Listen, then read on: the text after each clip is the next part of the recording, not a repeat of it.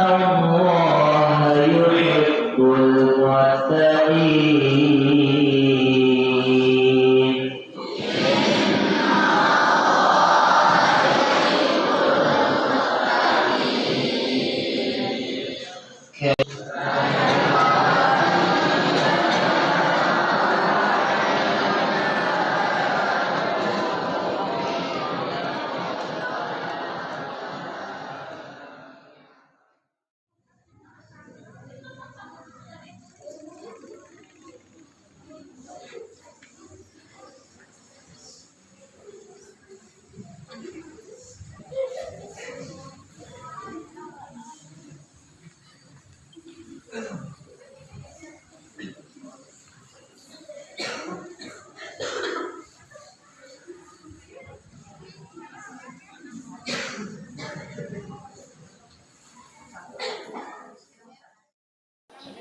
Bismillahirrahmanirrahim. Assalamualaikum warahmatullahi wabarakatuh. Yang kami hormati dosen penguji, baik bapak ataupun ibu yang kami hormati. Perkenalkan, nama saya Andan Saifullah. Saya mengajar PAI Pendidikan Agama Islam di SMP Najwa, Kecamatan Rongga, Kabupaten Bandung Barat. Pada kesempatan kali ini saya akan melaksanakan pembelajaran atau mengajar di kelas itu dengan tema Al-Quran dan Sunnah sebagai pedoman hidup. Untuk video selengkapnya bisa dilihat selanjutnya.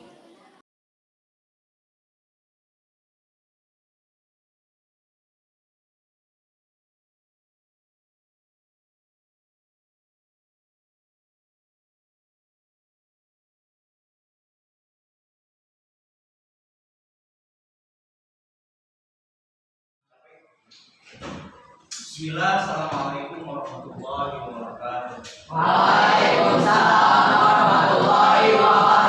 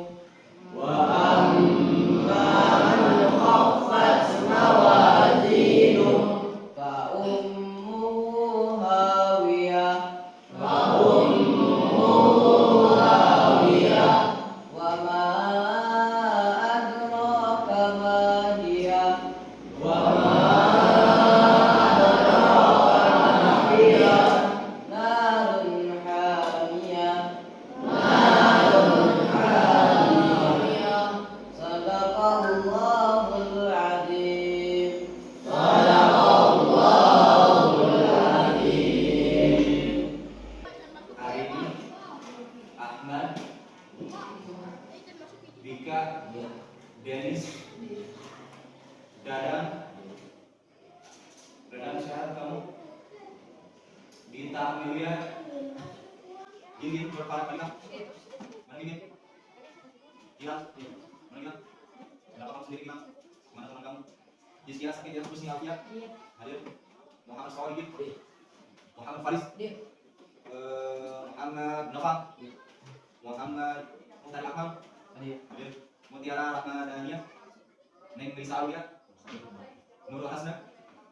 Risa Fadila. Rizky Reza Purna. Rizky Fauzi. Saskia Kamilia. Sakira Konita Zahra. Silas Mirahayu. Silvian Rulinaya. Masih ingat kan motivasi yang saya kasih bahwa kita itu harus seperti dalam mencari ilmu itu kita harus seperti Ibnu Hajar kan, bagaimana perjuangan Ibnu Hajar ketika dia itu apa?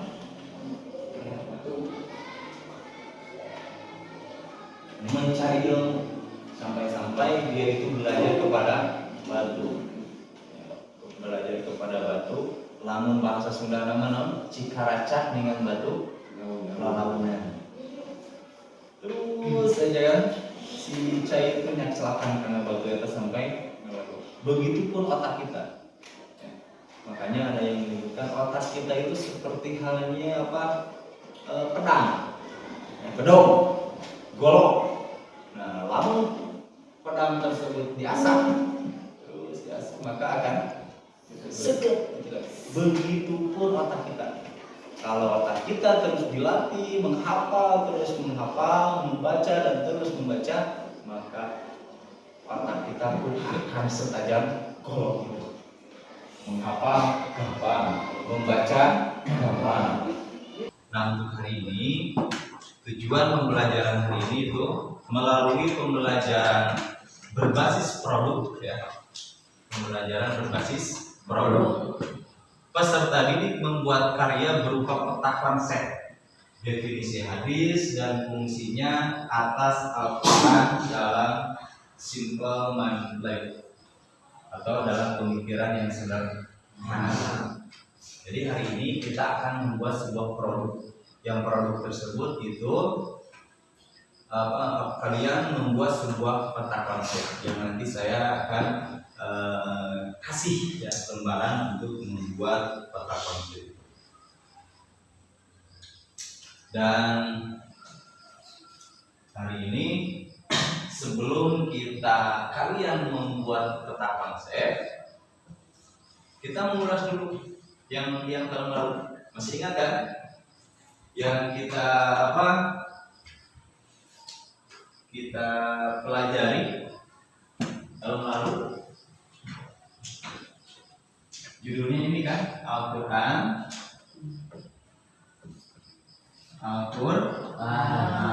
dan Sunnah sebagai pedoman hidup.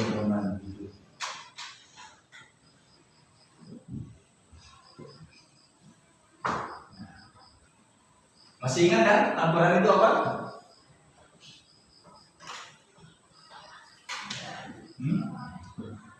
Masih ingat kan Sunnah itu apa? Ya? Masih ingat kan hadis itu apa? Masih ingat kan khobar itu apa? Masih ingat kan asar itu apa? Nah, itu yang sedang kita pelajari di minggu-minggu yang lalu, tapi cuma sekilas. Kita lebih kepada Al-Quran kita lebih memahami ayat Al-Quran tentang surat An-Nisa ayat 64 dan surat An-Nahl ayat 59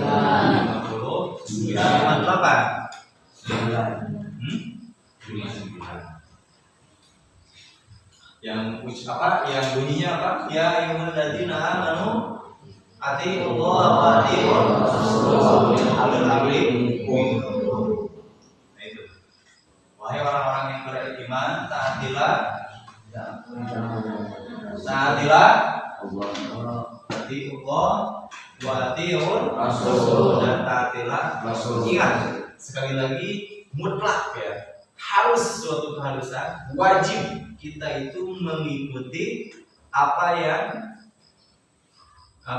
diperintahkan oleh Allah dan apa yang diperintahkan, begitupun yang dicontohkan oleh Rasulullah. Taat kepada Allah, taat kepada Rasulullah itu mutlak, harus sebuah kewajiban. Kita kan hidup itu seperti halnya orang yang sedang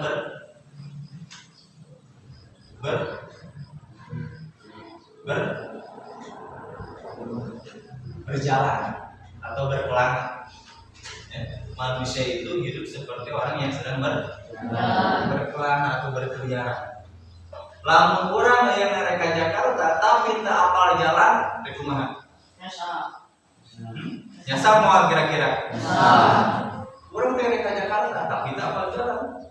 Nah, kira-kira orang mau nepi kan? Nah, bagaimana kita itu bisa sampai ke Jakarta? Artinya kita itu mempunyai harus punya pedoman. Apa pedomannya? Yaitu petunjuk jalan. Begitupun kita hidup di dunia. Kita itu kan semuanya ingin masuk surga. Yakin kan? Yakin. Kita itu harus yakin dan kita itu harus punya keinginan ingin masuk Surga. Nah, bagaimana kita itu jalan untuk menempuh ke surga itu? Nah, ujung-ujung masuk surga tanpa proses, tanpa usaha, gak mungkin. Artinya kita itu harus tahu pedoman kita itu apa, acuan kita itu apa, supaya kita itu sampai ke surga. Di mana itu dijelaskan? Di dalam Al-Quran. Di sana dijelaskan dalam Al-Quran. Bagaimana kita bisa beramal soleh? Masih ingat kan? Kita beramal soleh itu ada berapa syaratnya? Syarat yang pertama adalah beriman. Yang kedua apa? Beramal atau melaksanakan sesuatu, mengerjakan sesuatu yang sesuatu tersebut sesuai dengan apa yang diperintah dan dicontohkan oleh Rasulullah. Itu baru yang dinamakan dengan syarat kita atau melakukan amal soleh. Ingat kan Al-Quran itu apa? Al-Quran itu apa? Wahyu yang Oke, supaya kalian bisa membaca, saya berikan ini lembaran ini per kelompok nanti. Oleh ketuanya masing-masing.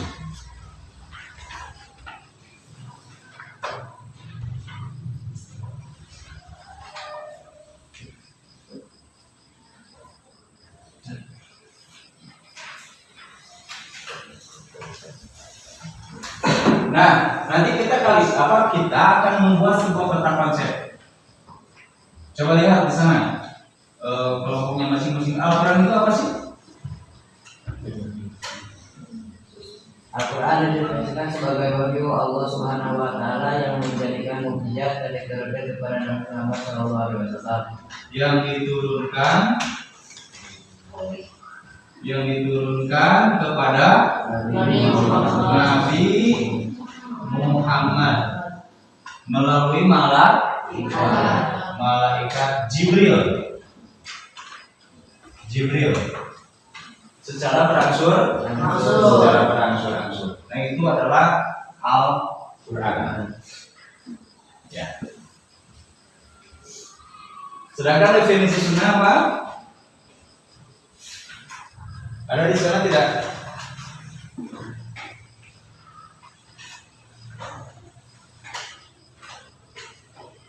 Halaman 13, lihat halaman 13 ada tidak?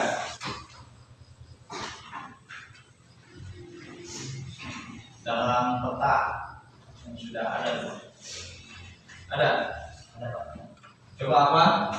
Semua yang bersumber dari Muhammad SAW, dari Nabi Muhammad SAW, baik perkataan, perbuatan, takdir, tabiat, budi pekerti atau perjalanan hidupnya. Itu adalah Sunnah. sunnah.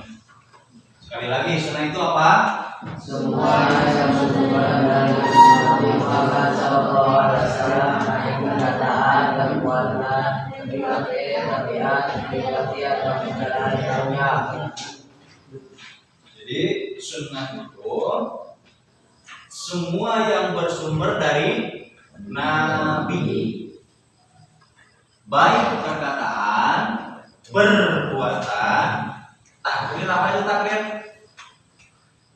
Takrir itu persetujuan. Tabiat, tahu tabiat apa? Watak atau kebiasaan. Budi pekerti, ya, akhlak Rasulullah, dan perjalanan hidupnya itu adalah sunnah. Dari semua perilaku, semua apa kebiasaan Rasulullah SAW, apabila kita turuti maka itu adalah termasuk kepada sunnah. Bagaimana Rasulullah SAW ketika setelah selesai makan, itu kan Rasulullah menyuruh kepada kita umatnya itu ketika beres makan, ya, dalam janin kita itu jangan dulu cuci tangan, tapi harus apa? Harus dijilat dulu sampai bersih. Apabila kita tidak mau menjilatnya, maka harus dijilatkan kepada yang lain. Contoh misalkan kalau paham karet, udah pernah jilatkan? Boleh tidak? Harus itu. Kenapa? Karena kalau tidak dibersihkan itu adalah nanti sisa-sisa makanan itu adalah nantinya akan dimakan oleh anak. Makanya Rasulullah SAW menganjurkan di antara salah satu sunnah itu. Terus apa lagi di antara sunnah Rasulullah? Melaksanakan saum, puasa di hari Senin, puasa di hari Kamis. Itu kan sunnah Rasulullah. Kenapa harus puasa di hari Senin? Sunnah. Kata Rasulullah apa? Karena pada hari itu aku lahir. Itu di antaranya. Terus yang kedua, yang ketiga ada hadis. Apa itu hadis? Perkataan, perbuatan, dan takdir yang bersumber dari Nabi Muhammad SAW. Ada ulama yang menyamakan Islam dengan hadis. Perkataan, Perbuatan, dan persetujuan yang bersumber dari Nabi Muhammad. Nabi. Ini adalah hadis. Ya, itu adalah Nabi. Jadi semua perkataan, perbuatan, dan persetujuan yang datangnya dari Nabi Muhammad SAW itu yang dinamakan dengan hadis. Oke, saya kasih contoh. Seperti halnya yang sering kita dengar dan sering kita baca, hakul muslim ala muslim sittun. Hak muslim terhadap muslim yang lainnya itu ada 6.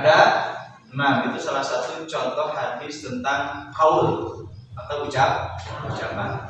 Hak sesama muslim itu ada 6. Ada 6. Iza laqitahu fasallim alaihi, di antaranya adalah apabila bertemu sesama muslim maka hendaklah mengucapkan salam. Ya. Jadi saya minta bukunya dibuka, ya, buku pelajarannya dibuka supaya kalian mencatat. Coba dibuka bukunya. Jadi apa yang saya ucapkan, apa yang saya bicarakan, coba dicatat supaya kalian paham.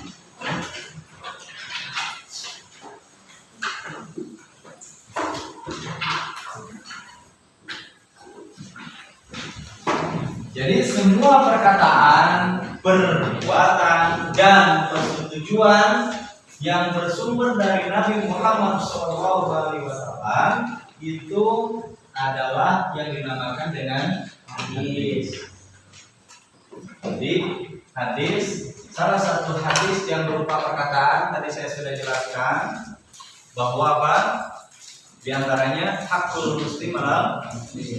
Jadi kalau hadis, kalau kalian nanti mendapatkan dalam sebuah kitab hadis yang bunyinya pola Rasulullah SAW hakul muslim ala muslim situn. Kalau seperti itu berarti itu adalah ucapan Nabi. Lalu yang kedua ada perbuatan. Bagaimana perbuatan Rasulullah? Apa contohnya? Seperti halnya sholat. Kata Rasulullah seperti apa?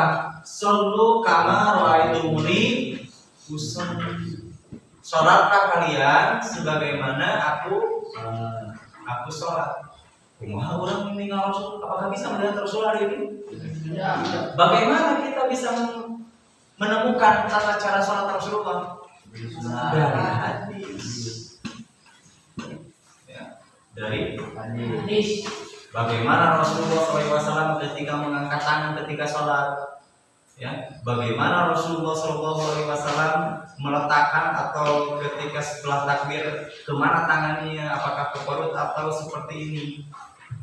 Bagaimana Rasulullah SAW beruku?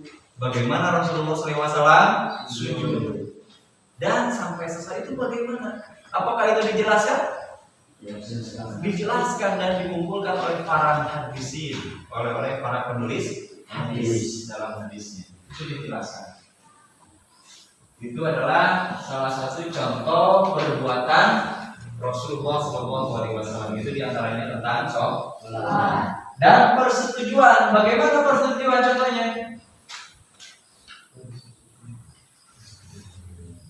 Persetujuan Rasulullah seperti apa?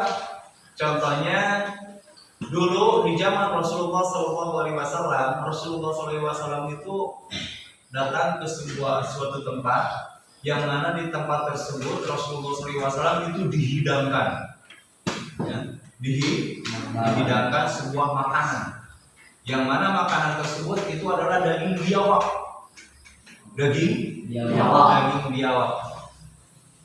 Pada waktu itu para sahabat makan tidak? Memakan. Rasulullah makan tidak daging biawak? Tidak. Kenapa? Karena Rasulullah tidak suka, dan kata Rasulullah gini, di tempatku atau di kampungku tidak ada hewan seperti itu. Ya. Artinya biawak itu boleh dimakan atau tidak? Tidak. Boleh. Itu atas persetujuan Rasulullah. Walaupun Rasulullah itu tidak suka. Kenapa tidak memakannya? Karena tidak suka. Kenapa tidak suka? Karena di kampungnya tidak ada seperti itu. Itu yang dinamakan dengan persetujuan Rasulullah SAW. Terus ada lagi khabar. Apa itu khabar? Sesuatu yang berasal atau disampaikan kepada Nabi Muhammad SAW. Khabar itu sesuatu yang berasal, ya, dari atau yang disandarkan kepada Nabi Muhammad SAW dan dari yang lainnya. Jadi khabar itu lebih umum. Ya. Jadi hadis pun itu bisa dinamakan dengan khabar, tapi khabar tidak bisa disebut hadis. Sekali lagi, hadis itu bisa dinamakan dengan khabar, tapi khabar tidak bisa disebut hadis. Jadi khabar itu lebih umum, sedangkan hadis itu lebih khusus. Khususnya apa? Karena tadi kan semua yang perbuatan, perkataan, dan persetujuan itu yang bersumber dari Nabi langsung. Sedangkan khabar itu semua perkataan, perbuatan, ya, dan persetujuan yang mendatangi itu bukan dari Nabi, tapi bisa juga dari yang lain. Ya. Lalu yang terakhir adalah asal. Apa itu asal? Sesuatu yang disandarkan pada sahabat dan Nah, sesuatu yang disandarkan kepada sahabat. Dan tadi siapa sahabat itu? Mereka yang hidup dan mengikuti ajaran Rasulullah SAW. Jadi yang sejaman dengan Rasulullah. Salah satunya siapa sahabat Rasulullah? Abu Bakar. Terus Abu Thalib, Ali bin Abi Thalib. Terus Umar bin Khattab. Terus Abu Hurairah masuk tidak? Masuk. Itu sahabat Rasulullah. Kalau tabi'in siapa? Tabi'in itu adalah generasi setelah sahabat. Makanya nanti seperti ini. Nabi, ya, sahabat, terus tabi'in, atba'ut tabi'in. Seperti ini. Nanti di sini ada Mukharij.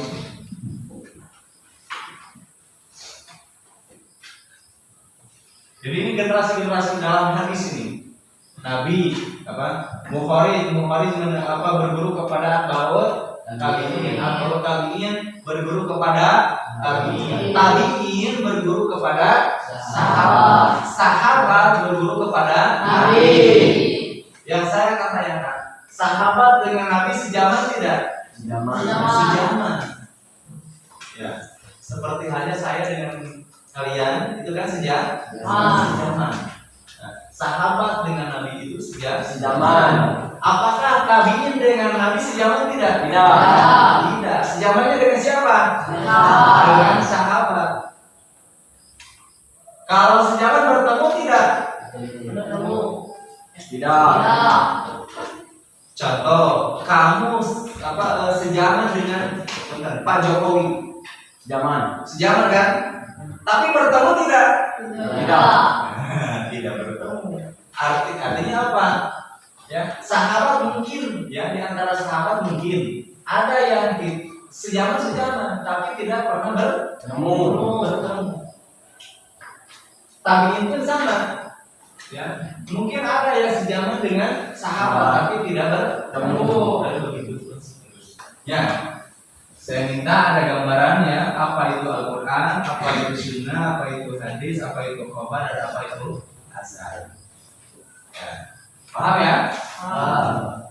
Ada yang ditanyakan? Supaya lebih paham, saya minta, ya, Bapak minta coba perhatikan video yang saya akan tayangkan. Bisa kelihatan? Oke, perhatikan supaya kalian lebih paham. Kita bagi kelompok dan setelah bagi kelompok itu mengerjakan peta konsep. Dan nanti per kelompok itu mempresentasikan hasil diskusinya. Oke, simak ya, kita bareng-bareng. Nah, ketika kita mendengar hadis, nah sebetulnya ada beberapa istilah yang terkait dengan hadis ini. Nah, jadi hadis itu adalah segala sesuatu yang disandarkan kepada Nabi SAW, baik ucapannya, qaul, perbuatannya, fi'il, persetujuan maupun sifatnya. Ini yang kita lakukan sebagai hadis. Nah, hadis ini adalah sesuatu yang berlaku setelah Nabi Muhammad menerima kenabiannya. Nah, ini yang kita lakukan sebagai hadis. Jadi setelah Nabi mendapatkan wahyu, baru itu kita lakukan sebagai hadis. Nah, ada juga yang namanya hadis qudsi. Nah, kalau hadis qudsi adalah hadis yang redaksinya dari Nabi, tetapi perkataannya disandarkan kepada Allah. Itu yang kita lakukan sebagai hadis qudsi. Kemudian ada yang namanya sunnah. Nah, kalau sunnah adalah segala sesuatu yang dinukil dari Nabi Muhammad SAW, apakah itu ucapan, perbuatan, persetujuan, sifat fisik, kepribadian maupun perjalanan hidup, baik itu sebelum diutus maupun sesudah diutus. Nah, jadi kalau sunnah ini sifatnya lebih umum lagi. bukan hanya tentang ucapan, perbuatan, persetujuan maupun sifat, tetapi sunnah juga mencakup kepada sifat fisiknya, kepribadiannya, perjalanan hidupnya, kisah Nabi sebelum menjadi Nabi, misalnya perjalanan Nabi ketika masih kecil sampai Nabi menerima wahyu. Nah ini juga termasuk ke dalamnya. Nah ini kita namakan sebagai sunnah. Jadi sebelum diutus maupun sesudah diutus, nah ini kita namakan sebagai sunnah. Tapi kalau hadis hanya sesudah Nabi Muhammad menerima wahyu. Kemudian ada yang namanya khobar. Nah kalau khobar adalah segala sesuatu yang disandarkan pada Nabi dan juga disandarkan kepada selainnya, misalkan kepada para sahabat, kepada para tabi'in. Nah ini kita namakan sebagai khobar. Nah kemudian ada yang namanya asar. Kalau asar ini adalah segala sesuatu yang disandarkan pada sahabat atau tabi'in. Jadi kalau tabi'in berbicara atau tabi'in melakukan sesuatu, nah ini yang kita namakan sebagai asar, bukan hadis ataupun sunnah. Ini namanya asar.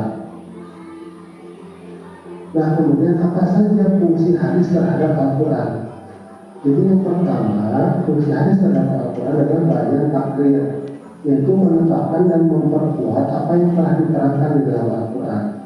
Misalkan di Quran surat Al-Ma'idah itu dikatakan, wahai orang yang beriman, apabila kamu hendak melaksanakan sholat, maka basuhlah wajahmu dan tanganmu sampai ke siku, dan sapulah kepalamu dan membasuh kedua kakimu sampai kedua mata kaki.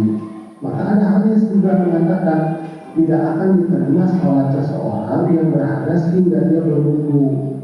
Jadi hadis ini memperkuat bahwa ketika mau sholat maka harus berwudu. Jadi saling memperkuat. Jadi ayat Al-Quran mengatakan harus berwudu, oleh hadis diperkuat kembali. Ini namanya bayan takrir. Kemudian ada yang namanya bayan tafsir. Nah kalau bayan tafsir ini maksudnya adalah hadis itu sebagai penjelas terhadap ayat-ayat yang memerlukan perincian atau penjelasan lebih lanjut.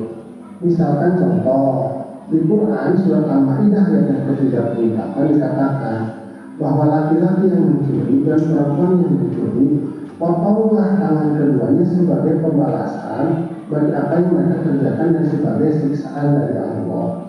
Nah, belum dirinci yang dipotong tangannya itu apakah sebagian tangannya atau seluruh tangannya atau jari tangannya. Nah, maka hadis ini memperincinya, memperjelasnya. Pada suatu ketika Rasulullah ini didatangi seorang yang membawa pencuri, maka beliau memotong tangan pencuri tersebut dari pergelangan tangan. Nah berarti yang maksud dipotong di dalam Quran surat Al-Ma'idah yang 38 itu hanya memotong pergelangan tangannya saja. Jadi hadis berfungsi untuk memperjelas dari ayat Al-Quran.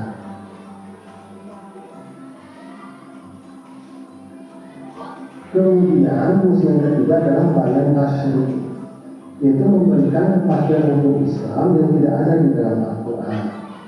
Nah misalkan di dalam Al-Quran ada beberapa ayat yang mengisyaratkan untuk melaksanakan zakat, tetapi tidak dijelaskan zakat itu bentuknya seperti apa. Nah maka hadis memperjelasnya. Maka yang dimaksudnya itu adalah zakat fitrah kepada umat Islam pada bulan Ramadan, yaitu 1 sok kurma atau gandum untuk setiap orang, baik merdeka atau hamba, saya maksudnya, atau laki-laki ataupun perempuan. Ya seperti itu.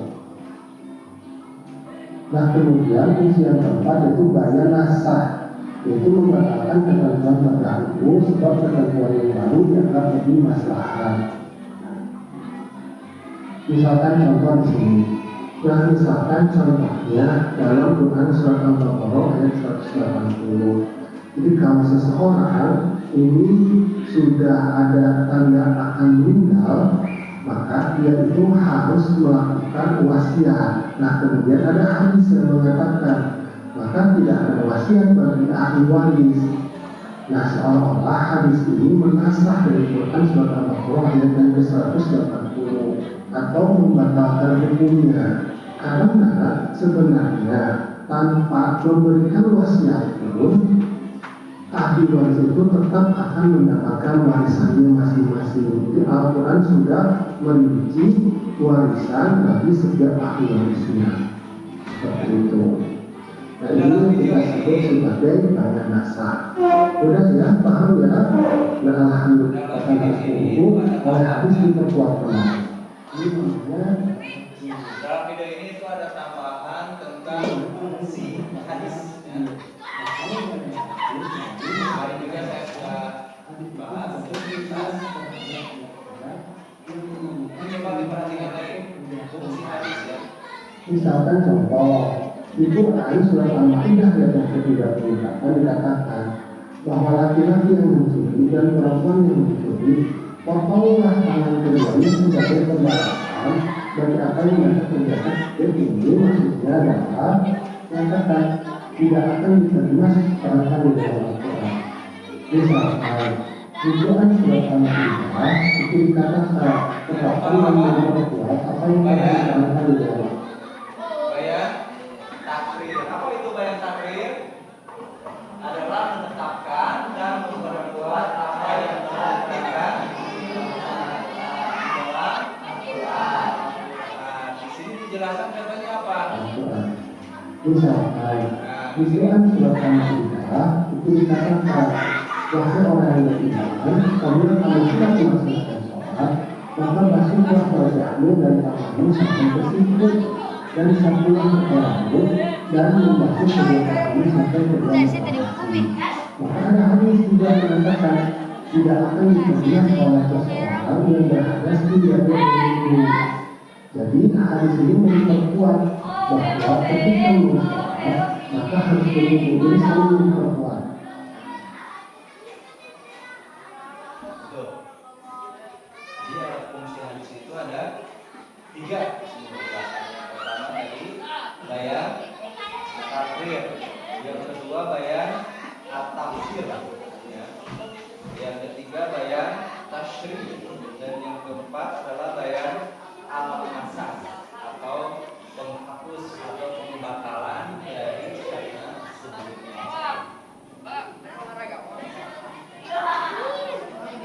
Saya minta sekarang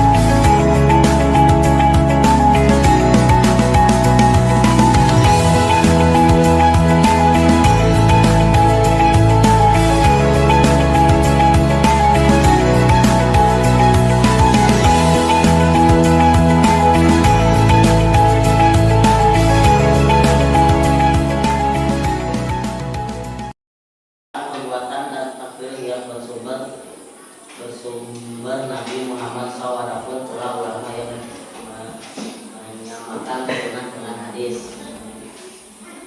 Sunnah semua yang bersumber dari Nabi Muhammad SAW.